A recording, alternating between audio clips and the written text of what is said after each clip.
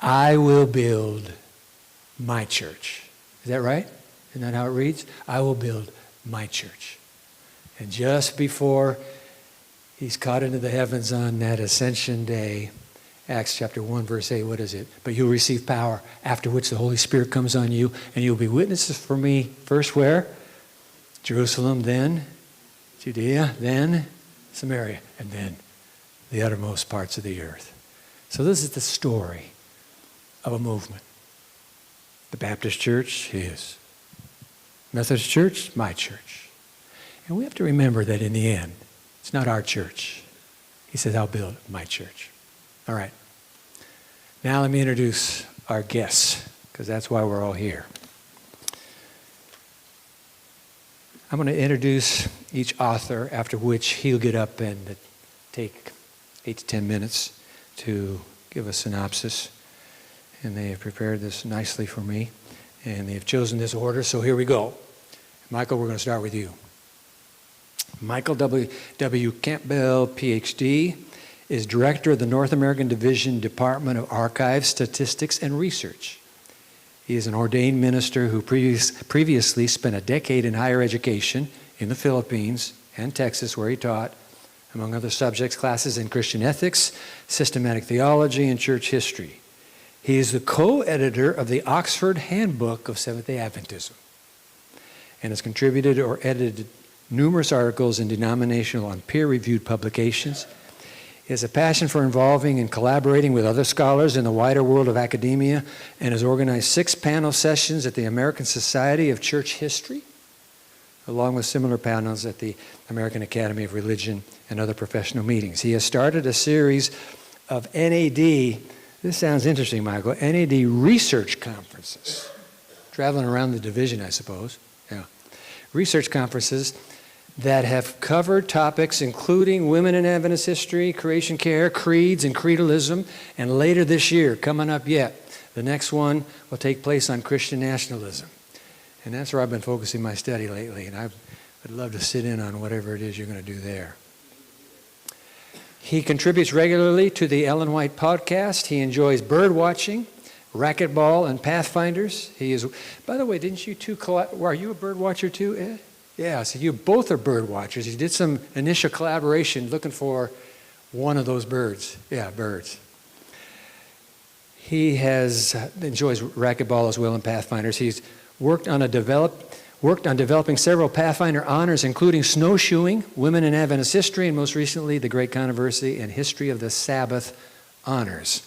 He speaks regularly at camp meetings and other academic events about Adventist history, church trends, and demographics, and other matters pertaining to faith, politics, and culture. Let's give a warm welcome to Michael Campbell.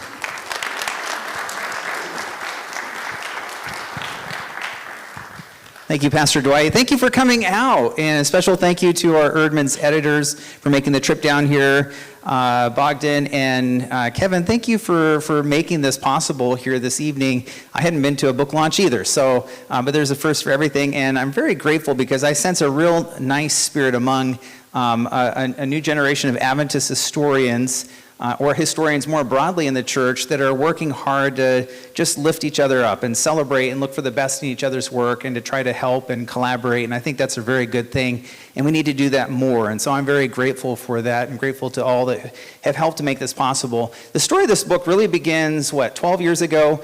And so Ed and I were attending some meetings of the Association of Adventist Historians, and we were at this meeting and talking with other historians that are teaching classes in Adventist history, and there's kind of a general consensus that nobody was happy with what they were using for a textbook when it came to teaching Adventist history. And so there's this sort of pragmatic need, and discovered, as Ed and I talked and bird watched, that as we were collaborating, kind of brainstorming, that it would be really great if we could actually work on a book together. And so the idea was born. It took the next 2 years, I think, really just talking back and forth to really begin to shape what that might look like. And then over the next maybe 5 years, so this is a long process, 12 years, my goodness. The next 5 years, we developed maybe the next 3-4 chapters, I think it was. And we began to look for a publisher. And when you get to that point, you're kind of stalling a little bit. What's that next step? And so at that point, I'll leave it for Ed to kind of tell what happens next in the story.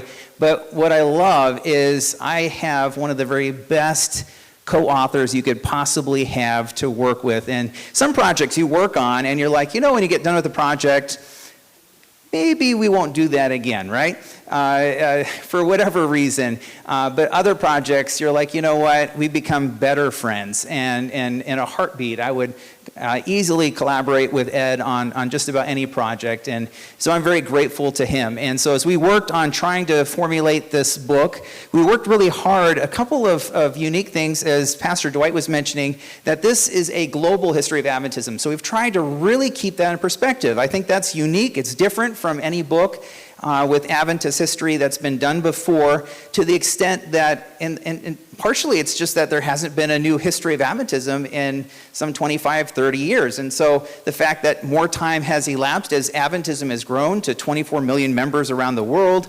And Wagner, as Pastor Dwight mentioned, I want you to know, we didn't get last night, but we did get last summer.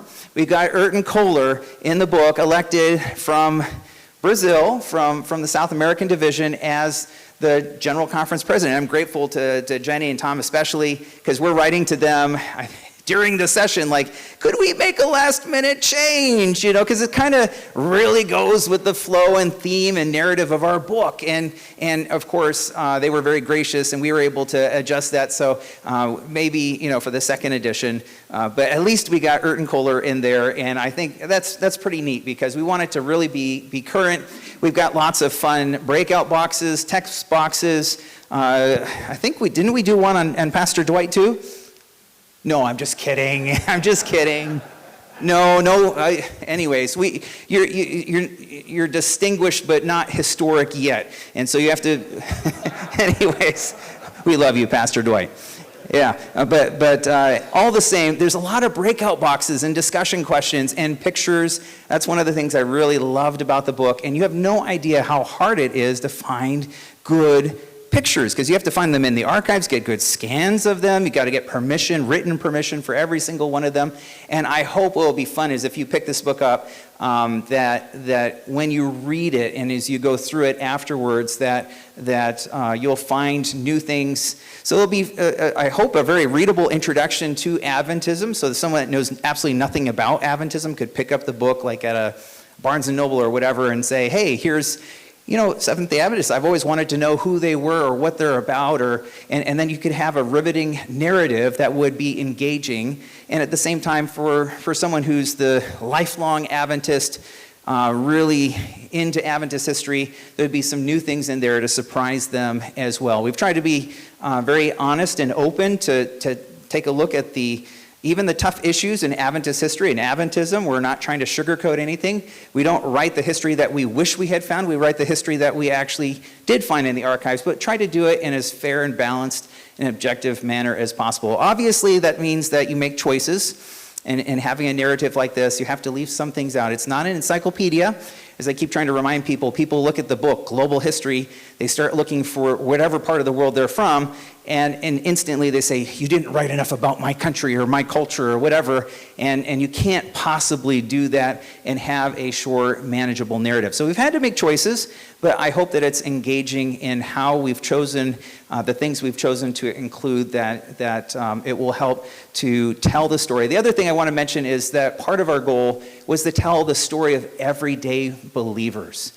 We didn't want to just do it like a triumphalist kind of narrative and here's all the great minds. We wanted it to be, what was the Adventist experience like? And so that's why we tried to tackle things like worship and hymnody and things like that, as well as other topics such as food history. What was it like to be a health reformer and eat early Adventist cuisine? Or we even snuck in some things on snacks and cookies that Adventists are rather famous for as well. And we weren't wanting to shy away. And we even have one of our breakout boxes talking about last generation theology and perfectionism in the church. So we've tried to to make it riveting and engaging, take a look at the tough topics in the church, but do so in a winsome and in as fair ways as we possibly can. And so I am deeply grateful that you came out here this evening. I'm looking forward to more discussion and everything else.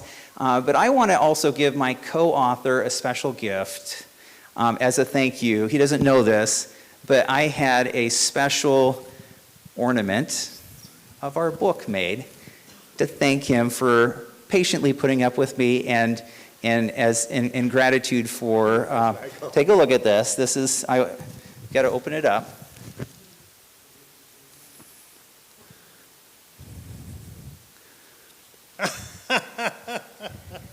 So there we go. So Ed, thank you. It's been a privilege. Michael. Yes. Thank you, thank you.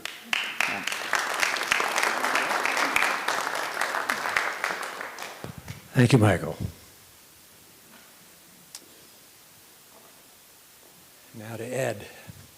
Edward Martin Allen spent 5 years in the Philippines with his missionary parents. He has degrees from La Sierra and Andrews University and Fuller Theological Seminary. After serving as a pastor in Northern California, Hong Kong, and Southern California, he moved to Union College, now Union Adventist University, in Lincoln, Nebraska, in 2005. There he served as a professor of religion and as an academic dean. Retiring 2.5 years ago, he moved to Renton, Washington to be near his 3 daughters and 7 grandchildren. You go ahead. He has been married to Dr. Madeline Berthoff Allen, a retired clinical psychologist, for 50 years, and I think that deserves an applause as well. Come on up, Ed. Thanks, Dwight. It's just a thrill to have Dwight here. Dwight roomed with my brother in Far Eastern Academy in a corner room, and my brother and Dwight went off one week to Cameron Highlands, I believe it was, and they had hazed us when we were freshmen, and we had something to pay them back with. So we took all of the furniture out of their room and put it out in the driveway in front. Do you remember that, Dwight? Good. I'm glad. Well, I'm just delighted to be here this evening. Andrews has been an important part of my life for a fair piece of time. And this book launch just fits with the whole sense of being involved in the global church for a very long period of time. My parents came back to Andrews from having served 5 years in the Philippines, was in school at our FEA with Dwight for 2 of those years. And Andrews is where we got reacclimatized to the United States and a cultural Adventism here in America. So came back for seminary and really appreciate it. But I want to say a couple things and then follow up on what Michael was telling about how the book ended up being published. For me, one of the reasons that I'm really excited about this book is that it enabled us to describe how Adventism really impacted the world in many significant ways, and how the world around us, I'm not talking about the world as something bad or evil, but I'm talking the world around us had an impact on the Adventists as well. I began doing some work on the student volunteer movement for foreign missions some 10 years ago. Discovered that Adventists participated in this broad interdenominational movement that sent 20,000 missionaries overseas between 1890 and 1920. And in 1920, one of the secretaries of the General Conference said that students in Adventist colleges involved in a student volunteer movement associated mission band, they were much more likely to go in overseas service than any others. And there was no mention of the student volunteer movement in any of Adventist work. But that movement inspired many Adventists to go in mission service. In fact, the youth department came from M.E. Kern, who was the Union College delegate to the Student Volunteer Movement Convention in 1898. And he was inspired by a speech by John Armott, a Nobel Peace Prize winner.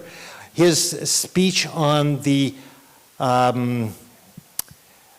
Morning Watch made a profound impact on Emmy Kern, and he's the one who introduced Morning Watch into the Seventh-day Adventist Church. So there's that impact of the world on the church. And then one of the special parts of the book is the description of what happened in Peru when Fernando Stahl was asked to help lead an educational work among the indigenous people around the Lake Titicaca. It was a desire, a dream of some local people, and Stahl came in and supported these local individuals who wanted to bring education to these completely uneducated people in the mountains surrounding Lake Titicaca. Michael's favorite story is associated with that story, but long range, that movement changed Peruvian society. Prior to that, Peruvian society had been stratified with the ignorant Indians, the mestizos, and the Hispanics on top. And after those Indians, they were called, got education and were able to compete on an equal basis with everyone else, that broke down much of the stratification of Peruvian society. And Fernando Stahl is the only North American with a statue in Peru. So that's one of the things that I'm excited most about this book. It shows that Adventists are in a context. They're not in a silo. All our other previous books have just kind of described what Adventists did even around the world. Here, we have tried to situate it in the context. And that's part of why we really felt this book needed to be written to much more than just an Adventist audience. We have written it so that it's accessible to those who don't know hardly anything about Seventh-day Adventists. We've also written it for an international audience. The language is written to be accessible to somebody who doesn't have English as their first language. We also had in mind freshmen and sophomore college students who may be on the level of their English language maybe not so high either, and textbooks that they would be reading in an Adventist history class in an Adventist college or university. And finally, we had in mind the general Adventist audience, who every one of them is going to learn something new about their world church. One of the most surprising things I learned in this discussion was that there are now more Seventh-day Adventist universities on the continent of Africa than there are in the United States. There are 14 of them and 2 medical schools in Africa now. And if the trajectory continues the way it's going, soon this will be a majority African church. And with maybe the theological center in South America, because South America is making some really great inroads in that direction. So that's just a bit more about the book, why we think it's special, why we think it's great. But I must describe a bit more about how it came to be published. I was on my way from Omaha, Nebraska to San Diego in November of 2019. Changed planes in Denver, I think it was, and was reading the book, and I glanced over at the guy next to me, and he was reminding me of this tonight. I saw that he was from Erdman's Publishing Company. And we got talking about the book I was reading, which was Protestants Abroad, marvelous book. If you haven't seen it, it talks about how missionaries returning to the United States impacted American culture. And it's really dramatic, the impact that they've had. But then we got to talking, and I said, well, you know, my colleague Michael Campbell and I are thinking about writing this book. We've got a couple chapters written about Adventist history, and we're not quite sure what next steps to take in terms of publishing it. He said, I hope you'll think about Erdman's as a publisher. And I must have looked surprised. I said, really, would Erdman's be interested in publishing a history of Seventh-day Adventists? He said, absolutely. Please keep us in mind. I said, well, then how can we make contact with you? He said, here's my card. Bring your co-author to the Erdman's booth at the convention, and we can talk some more. So we did. Tom DeVries is the man that was on the plane with me. And as we talked, it became apparent that this was really a possibility. And Erdman was willing to help us along.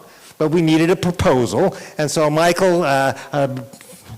Michael's able to write things much faster than I've known anybody else in my life to write.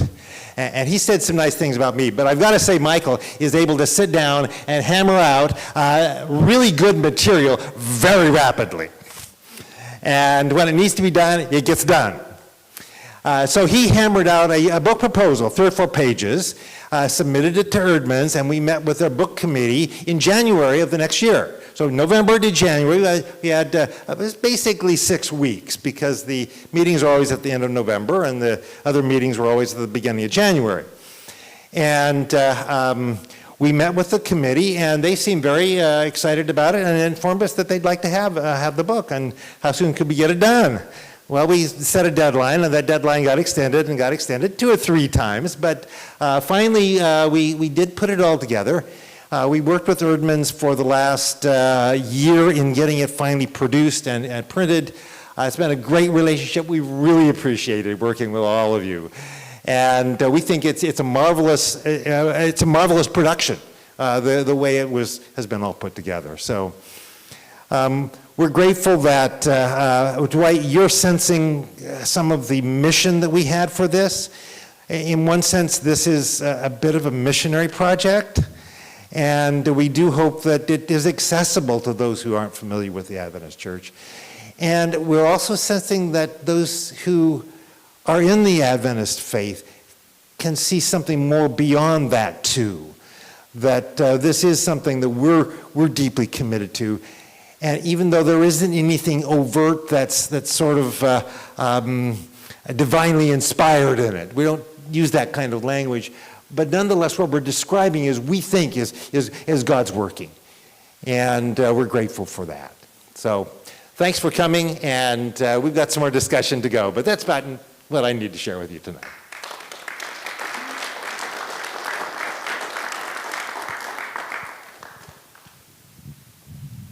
Thank you, Ed. Beautiful. Now let's meet the friends, our new friends from Erdman's, the William B. Erdman's Publishing Company in Grand Rapids, Michigan. I'm going to introduce you 3, and you can come up in any order you wish. James Ernest, Erdman's Executive Vice President and Editor-in-Chief. All right. Tom DeVries, we just heard about you, Tom, Erdman's Director of Intellectual Property. And Jenny Hoffman, Erdman's Project Editor. Folks, come on up and divide your time up. Yeah, give them a warm welcome.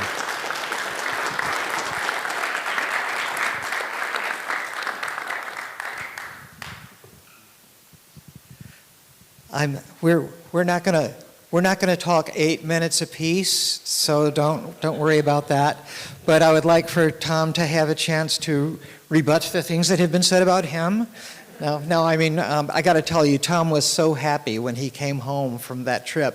And when he came into my office and told me about this conversation he happened to have on the plane with this guy who happens to be writing a history of Seventh-day Adventism. And Tom was absolutely right that we were very happy to hear about that idea. But I'll let Tom say something about that. Well, first of all, thank you so much for extending an invitation to us.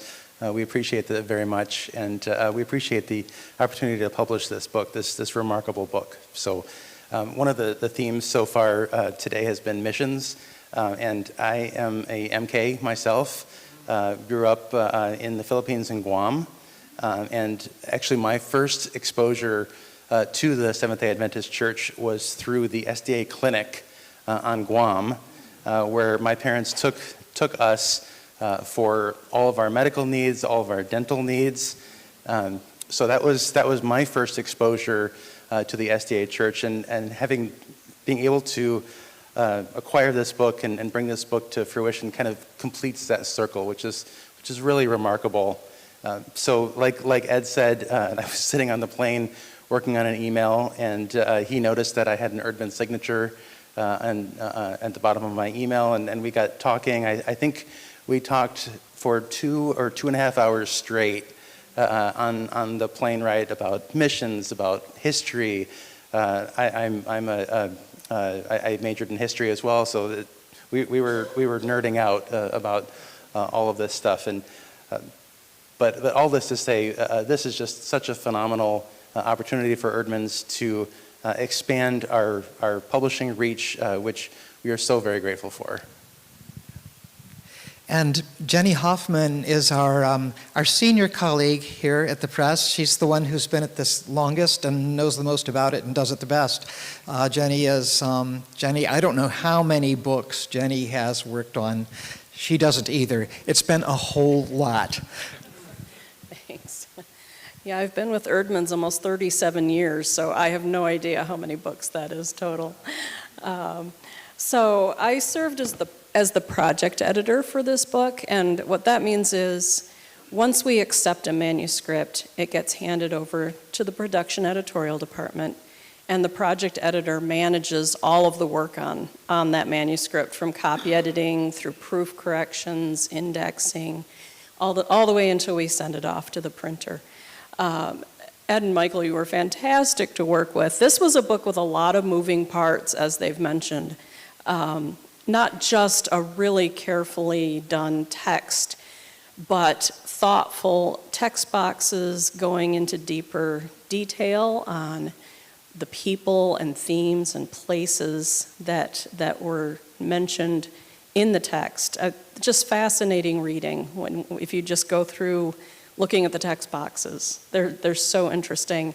And then nearly 100 photos, which is a really big amount of work. I just can't commend you enough for all the work you did on that, the care and organization. Just being able to have so many of the images and so many of the permissions already in hand by the time I got to the book was just fantastic. So you were wonderful to work with. It was such a pleasure working on this book, and congratulations to you for this really impressive achievement. On behalf of the press, I just want to emphasize how pleased we are to have been your collaborators on this project. We're neighbors. We're just in Grand Rapids. There are so many affinities between us, so many similarities in what we face. Toward the end of your book, you talk about the challenge of remaining faithful, of continuing to be faithful to the mission in the context of a changing world in which so much is uncertain.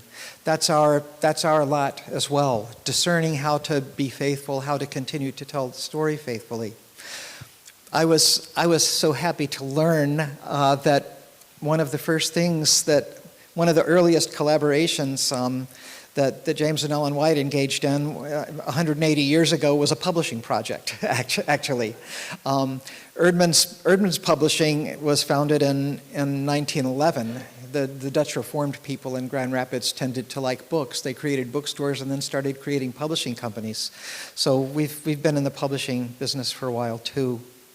One of the challenging things that you have to do as a historian, and this is really the only substantial thing that I want to say here by way of appreciation to you and your book, is that there is often thought to be a tension between praising and telling the truth.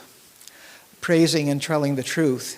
In fact, I think if you undertake as a historian to write a history of an institution, of a people, of a religious institution especially, you are putting yourself in a dangerous place, because as you point out in the beginning of the book, there's an absolute obligation for a Christian historian to tell the truth faithfully.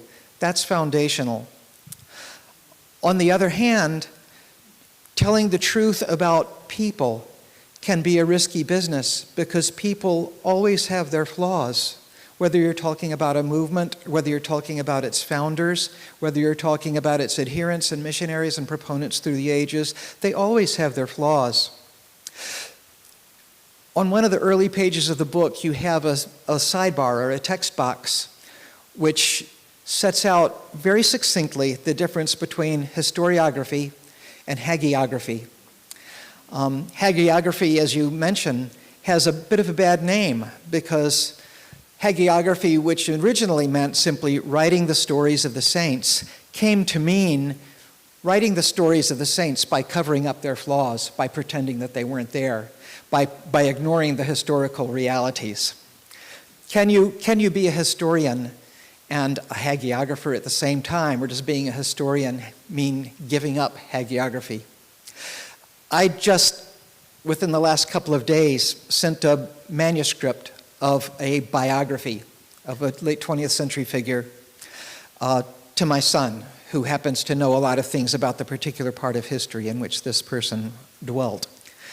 And when my son wrote back to me about the book, he said, there are elements of hagiography here. There are places where, in telling the story of this man's life, you can get a whiff of hagiography, of not strictly rigorous critical writing. But he said, I don't mind that, because it means that she loved him. The biographer loved the man that she's writing this story about. You, as historians, in writing about the Seventh-day Adventist Church, I believe you were careful to be honest and to not try to fluff things up or make things artificially pretty. But in your writing, it's very clear also that you love the subject of your writing. You love the SDA Church. You love the Church of Jesus Christ. So I think with regard to the question of praising and truth-telling, if you are going to praise without any alloy or without holding back, and at the same time claim to be telling the truth, unvarnished, you had better be talking about God as revealed to us in His Son, Jesus Christ. If you're talking about the saints, God's people, you tell the truth, the whole truth. You tell it in love, but you don't have to pretend that anything was not like it was. And I think this is what you've accomplished in this book. So.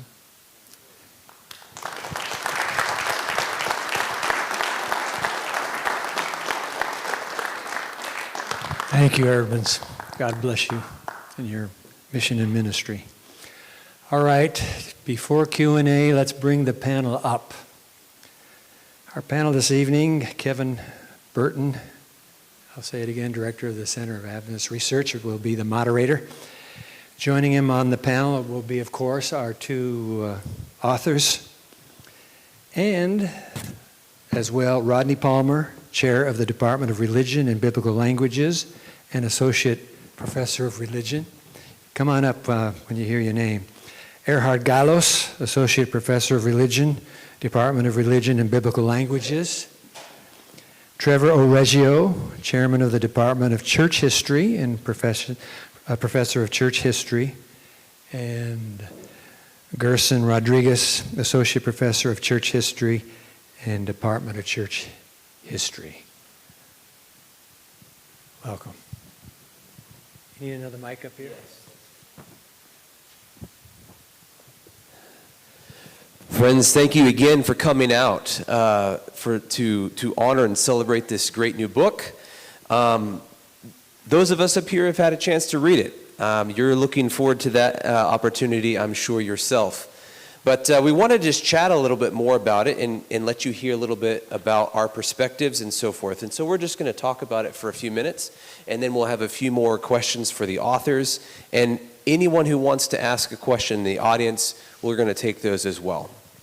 So first of all, I want to ask you guys, how does this book compare with other comprehensive histories of the Seventh-day Adventist Church? So, very interesting question. I remember when I did SDA history, and I had a very thick book, Light Bearers to the Remnant, the second edition, and it was very hard to go through as an undergraduate student. When I read this, I said, I wish if I had it, right? And then, point me to some other primary sources that I could go dig into if I am more interested in that. But this is very helpful, the way in which it's arranged, the number of chapters, very easy to fit into a semester.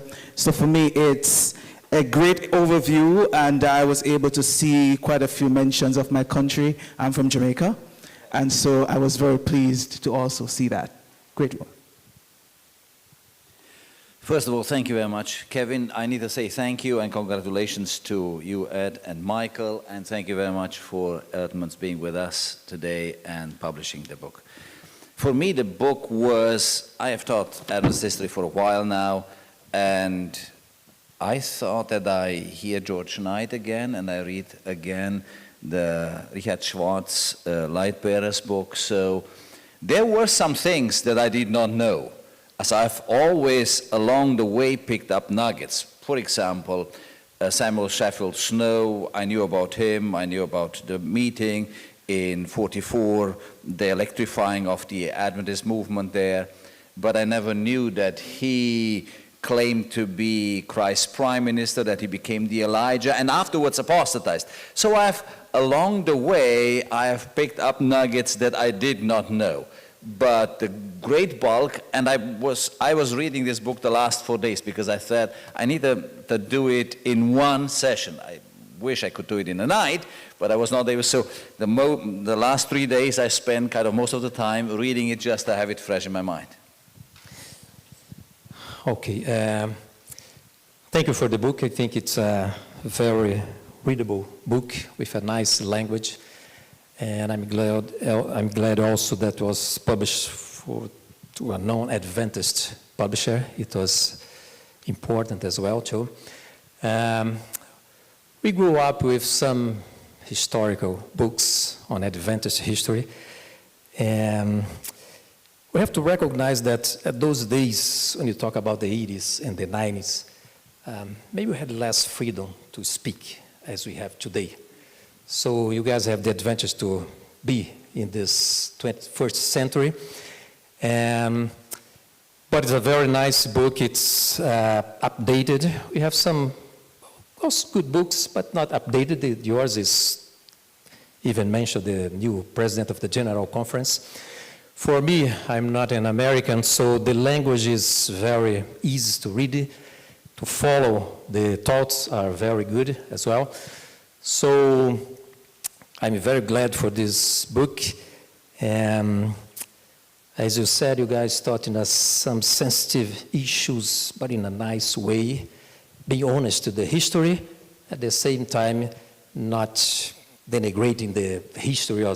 So that's very important. So I'm glad to have this book as a new textbook for our history classes.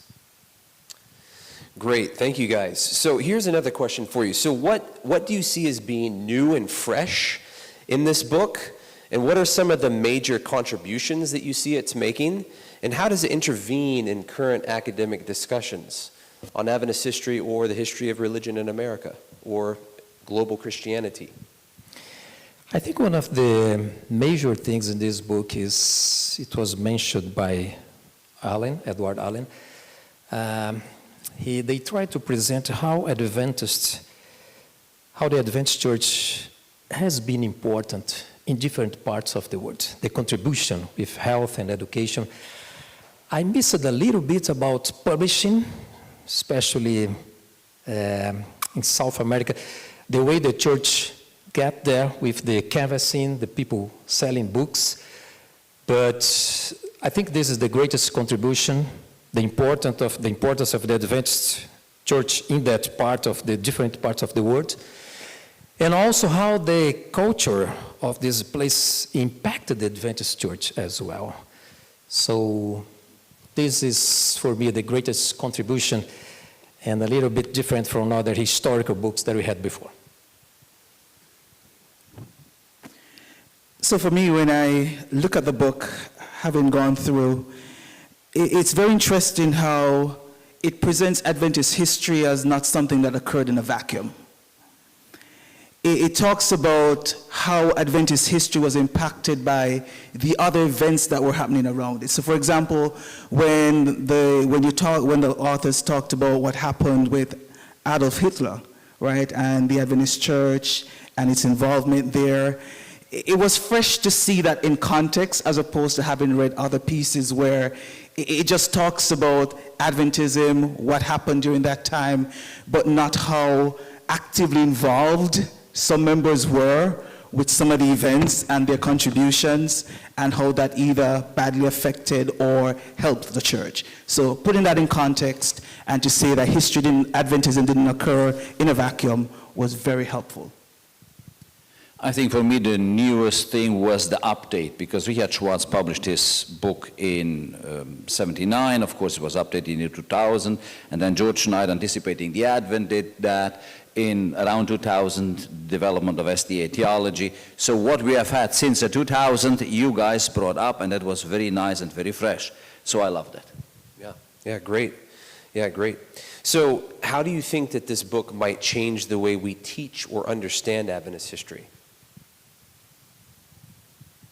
I think it brings some new nuggets in facets. For example, we have not done much, as Rodney mentioned, with the Third Reich, with Hitler and Hulda Joost. You guys mentioned that, a picture of her, how she came, how she co-ported the Hitler regime during her visit in the United States, how we knew all along that Adventism in Germany was kind of very much tilted towards the Third Reich and Conradi. I wished, and I told that Michael, I wished that the book would be a global history. I wished you guys would have gone and said, okay, let's take either chronologically or continentally, to say, okay, let's go to the continent of Europe. How did Adventism come into Europe? What was its home base in Basel, and then from Basel, Erzberger, and then Conradi. Conradi is mentioned twice, and is mentioned in the middle of the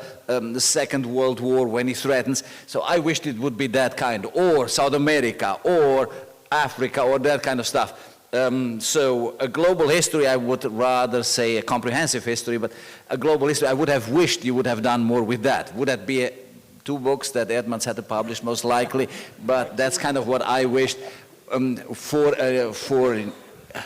teaching Adventist history in a new way. That's what I would have wished it would have brought.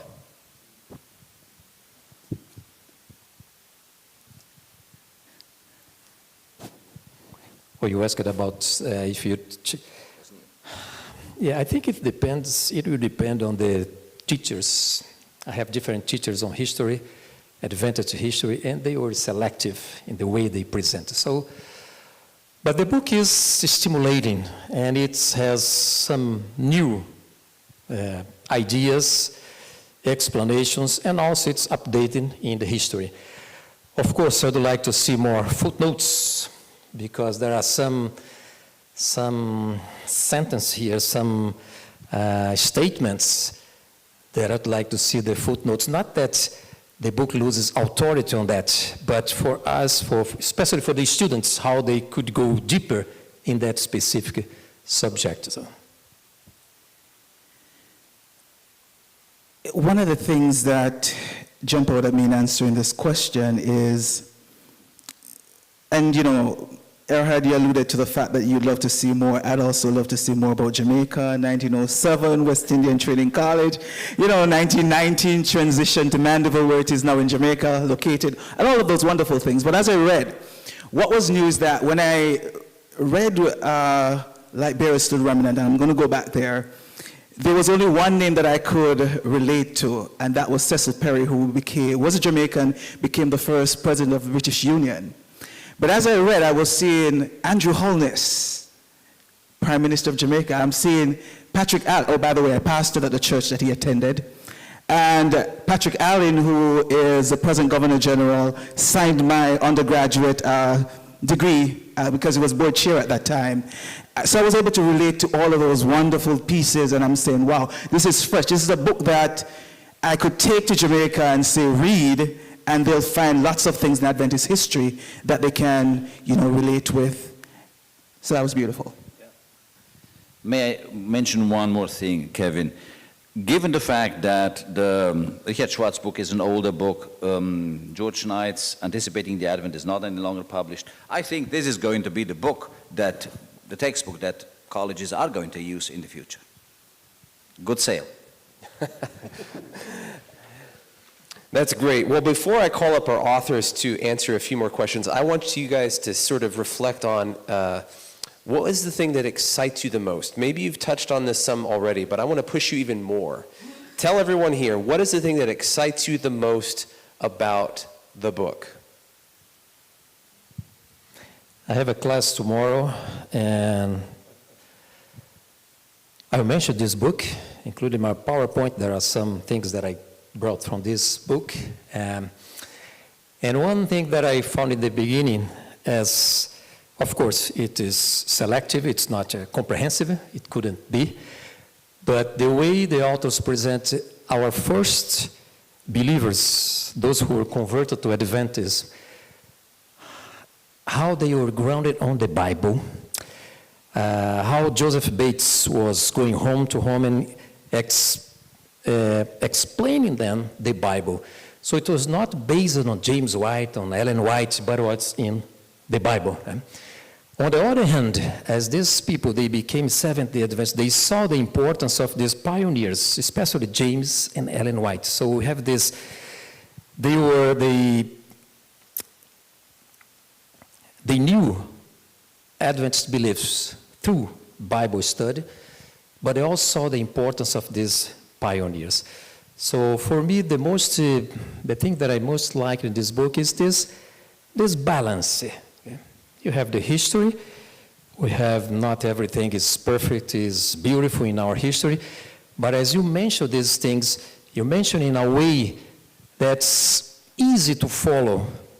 Either you are a Seventh-day Adventist or a non-Seventh-day Adventist. So for me, this balance and the way the history was presented in globally and also kind of comprehensive, but in an easy way to be followed, be you an Adventist or a non-Adventist. What excites me most is, until now, I've always used George Knight. And when you have a teacher and you admire the teacher and you respect the teacher is one thing. But when you have a colleague with whom you sat, and I sat with Michael, we were sitting next to each other in a George Knight Development of SDA Theology class. And you know, Michael had his computer on, and once he was editing some articles for AUSS, and once he was in the stock market. I said, brother, what are you doing? Well, I said, I need to get my... So, and I don't know how it came, and George Knight said, what? In my class, he checks the stock market. So he got after Michael. Michael said, sir, but I need to pay my tuition. So I needed to go into the stock market. So when I advertised the book, I say, look, this is my buddy who was in the stock market with me while we were sitting in a Development of SDA Theology class.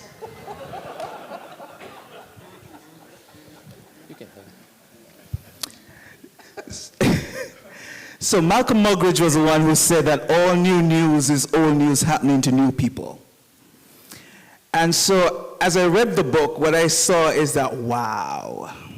I knew some of the things before. For example, the Great Divide, 1888, Minneapolis, the General Conference meeting there, and how individuals took sides. The fact that the book wasn't sanitized, so we saw the different people playing out their, the real colors. And I'm saying, wow, the us and them mentality, it continues today. It's the same people, different people, but same behavioral patterns. But one of the beautiful things that the book brings out that gives me hope, that God works amidst our weaknesses or deficiencies for his great glory of missions. And because of that, the church is a movement, and that's truly exciting and hopeful for the future. Thank you. I'd like to ask Michael and Ed to come up and join us here. And as they do, I'll share the thing that excites me the most. This is fresh. I like the fact that there are some familiar things in there, but at the same time, you finally read a book on Adventist history that feels current. There's so much attention given to the 20th century, which has been neglected for so long. And it's really nice to see that. And it's not even just that. They go all the way up to 2025. You know, and so it feels current, it feels fresh. I also, because my heart leans that direction, very much appreciate how we see Adventism impacting the world and the world impacting Adventism, but Ed already shared that, so I won't repeat it. But anyhow, thank you both so much for the work you've done on this. So I want to give you guys a chance to think about or see it a little bit more. So I'll start off with this one. What is your favorite story or anecdote that you included in the book? All right, well, this is an easy one for me. I think it's Carmen Vaca. So she was a indigenous woman down in Peru, and it's amazing because we only have one article. Now, one of the things I hope is, since we mention her in the book, maybe somebody knows more about her that will have new information that comes to light. But from what we do know, we have one picture, and there's a article, woman pastor in Peru, and she baptizes in 1 year like 40 people. And so so I just think it's a compelling story. Sometimes we only are as good as what we can find in the archives, but we find these stories.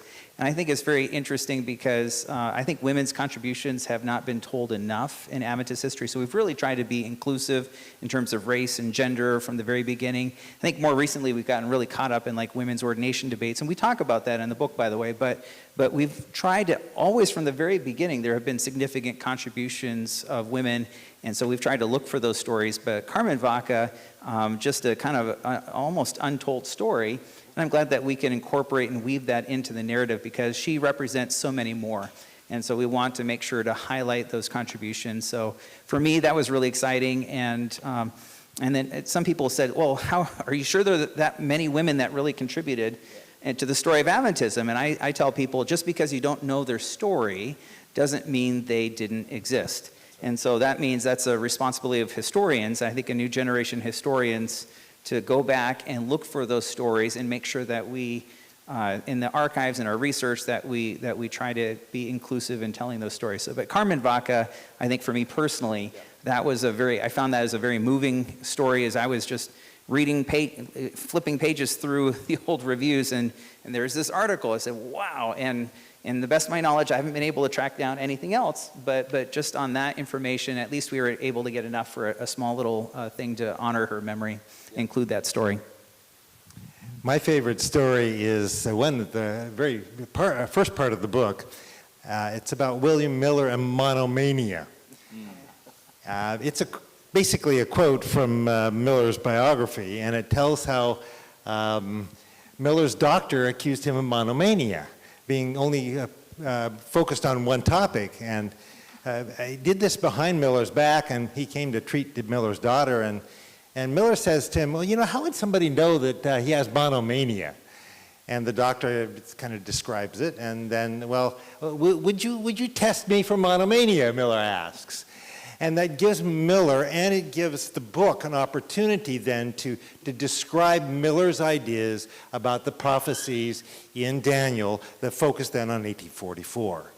So it's an engaging story, it's a theological story, it's a biblical story, and ultimately it's a story, a surprising story of that doctor's conversion to Jesus Christ. It really shows his transformation that came out of it, and so that's my favorite story. Thank you. So what was the greatest challenge that you faced in writing this book, gentlemen? Photographs. I think really it was hard because, and Jenny knows this because, I mean, she's very gracious, but, you know, finding good enough scans and getting permissions. And so, like, I had my heart set at the beginning of this project. There was an image that I loved. I thought this would be perfect for the book, for the project, and we couldn't get permission to use it. So, and anyways, other people had better ideas that were even better than I anticipated anyway. So I'm really happy with the cover. I think it turned out better than I could have imagined. But there is the process of trying to find those images and then track them down, get the permissions, and so I think that's one. And the second one, I guess, maybe closely allied with that is we wanted to be very careful and tasteful. So some recent legal challenges in the church, right? We write about those in the book, and so we consulted legal counsel to make sure that we were trying to do our very best to make sure that what we wrote was fair and balanced and it would not be misrepresentative of the church or cause any kind of problems in the future. So we try to be very, very diplomatic, but again, we weren't trying to say, oh, there hasn't been any problems. We're saying, here's the challenges, and then there has been real tangible impact through some of those more recent things that have changed the way the church operates. I was quite surprised to see that in there. We have talked about it. You've shared some of this in there, but friends, I think your eyebrows will raise a little bit when you read that. It's interesting, but significant and important to say. So the biggest challenge is just inertia, getting setting aside the time and doing the work of writing. I found that the work I was doing as one of the academic deans at Union College was really in the way of my doing the writing that I really wanted to do. And I finally decided, what's more important to me, writing this book or being an academic dean at Union College? And I was close to retirement. I was almost 70 years of age. I said, it's time for me to retire and finish this project up, get it done, get it out of the way, and then I can move and be near my grandkids. There you go. So that was kind of pretty much the most difficult thing as I look at it. Some of the pictures, we got some interesting stories in some of the pictures. We discovered a bunch of pictures taken by an Adventist photographer in China on the Stanford University website, library website. And they're not labeled, but we've been able to discover what is depicted there. Primarily they're Adventist subjects and Adventist people in there. One of them that's not labeled on the Stanford site was a picture of A.G. Daniells talking with leadership in the Far East with a big map of the world on the back of it. And Stanford had this marvelous picture taken by Francis Stafford, the photographer, and we paid him $5 for the right to use that. And it's in there. It's a great photo. While I'm talking about photos, I got to put a highlight about my dad's picture. Some of you may have heard of Robert Brinsmead at some point in time in your life. Robert Brinsmead was a unique character, kind of a fringe Adventist back in the 60s mostly. I do describe his trajectory finally out of Christianity. But my dad was in the Philippines and went to one of Brinsmead's meetings and took a picture of Brinsmead, and you'll find it in the picture in the document, and it has on the blackboard all of Brinsmead's ideas, and you can read those in the picture. The original picture is about this big, and we scanned it, and it really did blow up to something that's really valuable, and you won't find that picture anywhere else because I have the original. It's only here. That's great. Friends, I want to invite you, if you have any questions in the audience, to raise your hand. And Bogdan, would you be willing to pass the mic around maybe? Are there any questions that we have from you guys for the authors, for the panelists? Maybe me, but you don't have to ask me a question. Okay. I have a question for the authors. You did not put the name on which chapter you wrote, so I have to ask who on chapter 5, and have you talked to your Edmonds people for the second edition? Now, I didn't look for grammar mistakes and syntax mistakes because because they know better grammar and syntax than I do. But I thought, and what do you guys think on page? What is it, page 91, under the Battle Creek College picture, the paragraph goes as follows. Adventist education would take some time to be established. Interpersonal conflict between Bell, meaning Goodrow Hypo Bell, after whom the building is here mentioned, and Brownsberger could not be resolved. Brownsberger's son reportedly pushed Bell down the staircase at school. That's not really true. It's actually McLearn's son, because Brownsberger's son He had in the first marriage only 2 daughters. In the second marriage he had a son, and the first was born in 1991 and the second in 1901. So, and this is, Brownsburger left Belcree College in 1881. So this was McLearn's son, most likely John, who was born in 1861 by this time. And by the way, so I'm not a historian, right? So, but I've taught Adventist history, and Schwartz says in his book on page 131, in a scuffle, McLearn's son knocked Bell down the college stairs. And I've taught, and when I came over there, said, something is fishy here. So you probably want to talk to the Erdman's people for the second edition. Okay. All right, go ahead. Fair enough. I have to take blame for this one. Yes. No, this is just I actually know better, because someone mentioned earlier that, you wish you had more footnotes or endnotes or whatever.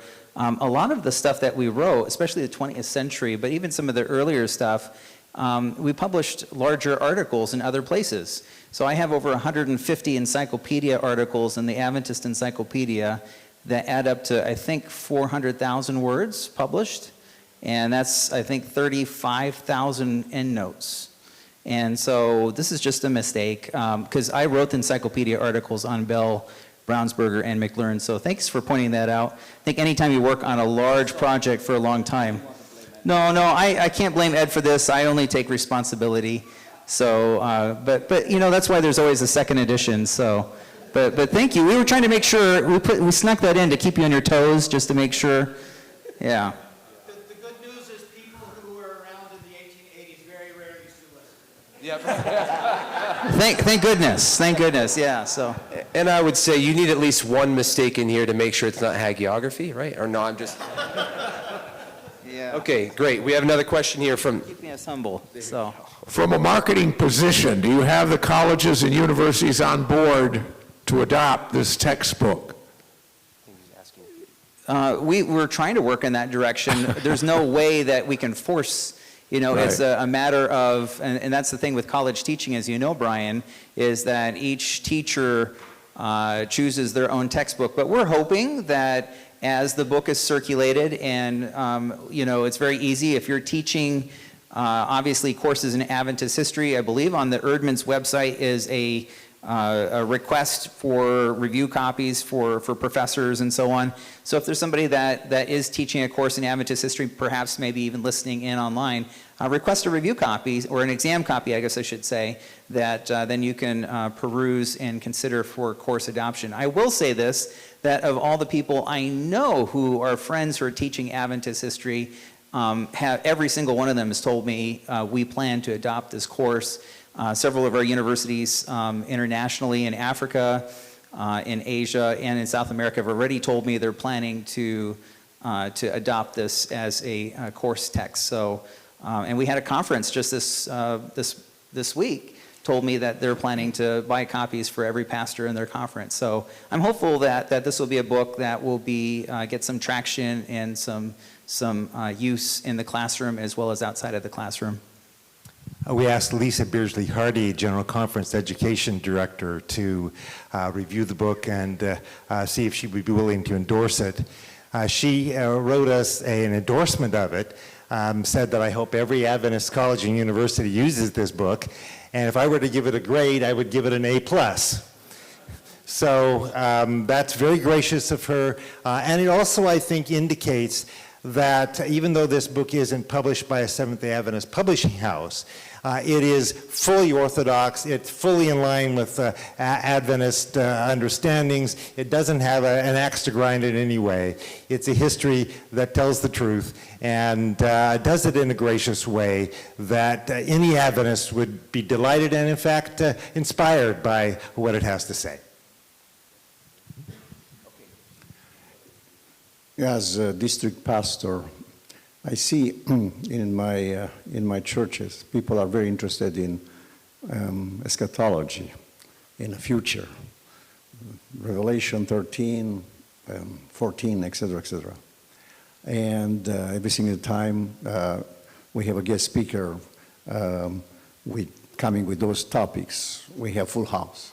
Now, how can I need your advice. how can I present this book that I will bring it with me? I was too under Dr. George Knight influence in Adventist history. How can I present the need to go to the past and without being nostalgic? Without using that quotation from Ellen White, we have nothing to fear but for how can I stir their interest in history, in Adventist history, without settle, without being nostalgic, without telling them this is who we are right now, everything is going to be okay, don't worry about it. Well, I don't know, I think in terms of working with church members and so on, I think what I would like to say is that the stories we tell and how we tell them, they matter. And so in my home, we have a picture that my dad showed me from when I was a little kid of my grandfather, who was an immigrant in Canada, so my family's all Canadian, but he used his bare hands and cut down trees and built a log cabin up in the wilderness of British Columbia and sold it to pay for a year of college. And so there's this picture of the cabin, and that picture has always showed to me as a young person that it was just assumed you're going to go to college, don't expect handouts, work hard for what you get, and education matters, it makes a difference. And that was just a value from from when I was a little kid, and that came from a picture, and it came from a story in our family.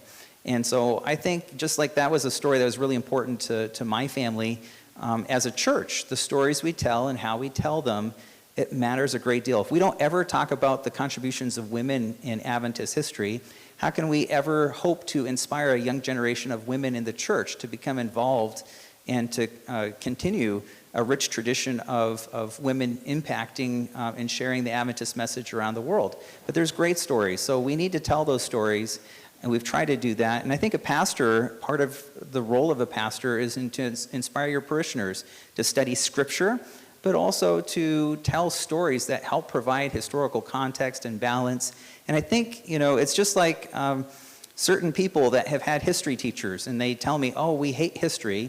I wish we'd had you as a history teacher because you tell stories in such a fun and inviting way that now history is exciting to me. And so I think how we do it matters a great deal, and the stories we choose to tell as well. So that's part of a responsibility. I think it's a sacred responsibility. It's not just telling stories for entertainment, but they have value. And right now we have a lot of interesting situations, and I think it's really neat that our earliest pioneers were activists, they were abolitionists, they cared deeply about society and the world in which they lived and wanted to change the world. One of the great ironies of early Adventism is here's a movement that was expecting the world to end, and yet they cared even more about the society in which they lived. And that's because they believed that if Jesus is coming soon, they'd better start living like a little bit of heaven here on earth right now, which meant that they were social activists. They cared very deeply about the world in which they lived. And if we have that same pathos and passion and believe that Jesus is coming, we will also care very deeply about the world in which we live right now and how we live out our lives, and do we care about what's happening in the world around us in society. And I think the past, and studying the past, is important for inspiring and challenging us how we live in the present. As I was writing this book a couple years ago, the Black Lives Matter, and there were marches and stuff like that. I was teaching, and one of my best friends, who's African American, in the office next to me in the religion department, we were in Texas, and I remember writing about race relations and some of those things. And I thought, if I'm not willing to have the courage and hold his hand and march in peaceful protest and listening to those in our community, that how can I say I write all of these things in the past if I'm not willing to also do the same right now in the present? So that's a very personal way in which writing this book challenged me to try to live out my Adventist experience in a very tangible way. I'm tempted to just say ditto. Let me add one thing. Adventists are absolutely unique in suggesting, in fact, stating and believing that the second beast in Revelation 13 is the United States. And one of the things I've found people interested in is how did that idea come about and what are its implications? And particularly today, young people are really interested in that. And that's one thing that I would encourage some study on and an application, like Michael was saying. But I think Denis has a question, so. Thank you to the two of you for this book, Ed and Michael. I haven't read it yet, so that's coming up soon. A number of things have been said tonight about the philosophy of the book, the ethos of the book, being candid, honest, yet loving and kind and friendly at the same time toward the church, being candid about the issues, and also loving the church at the same time. To what extent do you think that your book is the result, is the fruit of perhaps a decade, 2 decades of George Knight books, of biography books, Jan Andrews, Butler books, my own, Michael, the work we did on the Ellen White Encyclopedia? One of the philosophical approach to the encyclopedia was we're going to be candid about the issues, but we're going to be friendly toward Ellen White at the same time. To what extent is your book the fruit of those years of historiography among Adventist scholars? Oh, absolutely, Denis. I think we're in a different phase of Adventist historiography as a result. We build on the shoulders of those who've gone before. And so I'm deeply in the debt personally of many who have both personally invested in me, but also through scholarship. And so, yes, absolutely, the Ellen White Encyclopedia, Denis, your books. In fact, I brought one of them. I looked in my library right as I was about to leave. I said, oh, I don't have this signed by Denis, so I have it in my bag for you, so don't leave without signing this book for me, okay? I brought it all the way from Maryland. But I'm grateful for the scholarship of, all those biographies, George Knight's work, and other people outside of Adventism, too. I think have begun to start taking more of a serious interest in the Adventist experience, the Adventist story, and this book and the Oxford Handbook, the Ellen White Encyclopedia. I'm hoping overall, as there's more literature about Adventism, about Ellen White, I had 2 senior scholars write to me just this last week and said, we came across some of your work. We saw this new book is coming out, and they said, we're going to have to make sure that we incorporate. One was a gender historian, said we're a women's historian, and said I need to incorporate a lecture on Ellen White in my course. And so I'm encouraged by that because I think that helps to broaden that. And there will be others who come after us that will write other books. Yes, that will write other books, and hopefully, I hope and pray we'll build on the work that's here. It's not perfect, but we've tried our very best. And I do believe that despite no matter how many times you edit and re-edit and the hundreds of eyes and other people that have looked at it, I feel really good about this. I feel like I feel very proud about it, the finished product. And part of it is having a good conversation partner, because then as we worked on this back and forth, we challenged each other. Is that really accurate? Is that the best way to say it? And even to the very end, there was a couple places where we said, you know what, I'm still not quite sure about that. I don't feel right about it. We need to make a few last minute tweaks. And our editors at Erdman's, Jenny in particular, were just so gracious in working with us, and that was very helpful, and I'm very deeply grateful for that. But I think absolutely, Denis, we're living in a new age of Adventist historiography, and that's not to say that it's always easy. Sometimes there's some earnest debates and challenges that go on in terms of interpretation and everything else. One of my favorite boxes is the Adventist footnote wars. I think that's kind of really interesting because it shows some patterns and trends in more recent Adventist historiography. And so we hope that this will make its own contribution, but we know that there's a lot more work to do. And I hope that this will help to create opportunities and moments and conversations where I think we're just getting warmed up with Adventist historiography. As I look, there's vast vistas of opportunities. And I think that to the extent that we're willing, that to collaborate and help one another, encourage one another, that there's a lot of great history that remains to be done, and we can help each other get there better together. adding just one other thing to that, Denis. I think one hidden assumption behind what you said was that there was an era of more critical Adventist scholarship in the 70s and 80s where new things were being discovered, and sometimes they were presented in ways that were more critical of the church. Why did the church do this? I think we're past that, and this book is an example of the affirming but honest approach to history. And I'll leave it at that. Tom, did you have a question? Okay, here. I was particularly curious how the book approaches the Seventh-day Adventist Church within the context of ecumenical Christianity.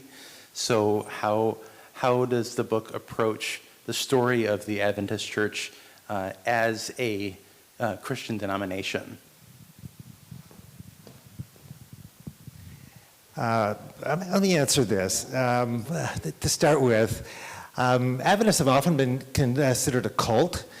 And at one point in the story, I tell how in 1888, Ellen White refused to be a doctrinal authority, where the focus of 1888 was on Jesus and ultimately resulted in a very orthodox approach to Christ's nature. I take a look at a couple other, mention a couple other items that have often been accused of being cultic, and I point how actually those experiences point out that the Adventist Church is in the mainstream of Christianity. Full affirmation of Jesus as Savior, salvation through Christ in Him, and the full authority of the Bible. Rather than seeing Ellen White as some sort of ultimate authority, the Bible is ultimate authority. That's what she would want anyway. So also, I think for the first time there is an attempt to show relationships between Adventists and other Christians. And the student volunteer movement is one example of that. I don't include it, but a couple of Adventist leaders attended the Student Volunteer Movement Convention in 1894 and were amazed at the emphasis on the Holy Spirit. And they then took that back to the Adventist Church and had an impact on the full affirmation of the Holy Spirit's work and person in the Adventist Church. So there is that sense that we're really part of the great Christian movement, and we're all involved in sharing the gospel around the world. And we're not somehow separate and distinct in terms of being a cult. We're trying to do something all together in terms of sharing the gospel around the world. One more? Yeah. Are we passing? Okay. All right, friends, thank you so much for coming out. We need to wrap up because we're a little bit over time. But we want to invite you. We have copies of this book that you can get before it officially is relaunched. What, tomorrow? Yeah, but we have it for sale here. If you would like to get an autographed copy, you can also get it at a special discount. And so we have some refreshments out there. And we just want to thank you for coming and hope you can enjoy a little bit of food, a little bit of good conversation with the authors and friends and so forth who have gathered here. So thank you again for coming out. Any final words from you guys? Thank you. I was going to say thank you as well. Special thank you to our Erdman's editors for Yes. coming down, working with us. It's really been a privilege and a delight. And I'm so grateful also, not only for Erdman's, but have a delightful co-author. As I've said before, very grateful for Ed, and it's been a lot of fun. It's a joy. Michael, working with you is great too. And thank you to Kevin for having sponsored this. Bogdan and his hard work. Bogdan especially, Weeks and because weeks of he work. put a lot of effort into this. So maybe a round of applause for Bogdan, I think. Yeah. Okay. All right, friends, come get your copy, all right? It's right outside.